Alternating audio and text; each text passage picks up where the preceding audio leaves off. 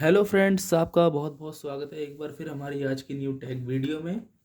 Friends, आज की video में बात करने वाला हूं कि दोस्तों आप अपने Redmi 10 डिवाइस में जो दोस्तों कैमरा क्लिक साउंड होता है, आप उसे कैसे जो है सेट कर सकते हैं, चेंज कर सकते हैं अपने हिसाब से।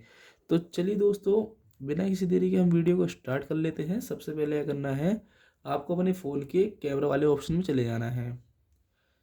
कैमरा वाले ऑप्शन में चले जाने के बाद आपको थ्री लाइन्स में जाना है और सेटिंग्स में जाना है और थोड़ा नीचे स्क्रॉल डाउन करके यहाँ पे एक ऑप्शन आपको देखने को मिलता है कस्टमाइज़।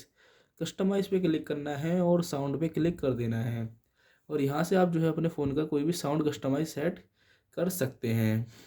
इस प्रकार से अपने फ़ोन में जो है कस्टमाइज साउंड सेटिंग्स आप सेट कर सकते हैं या फ़ोटो क्लिक साउंड सेट या चेंज कर सकते हैं।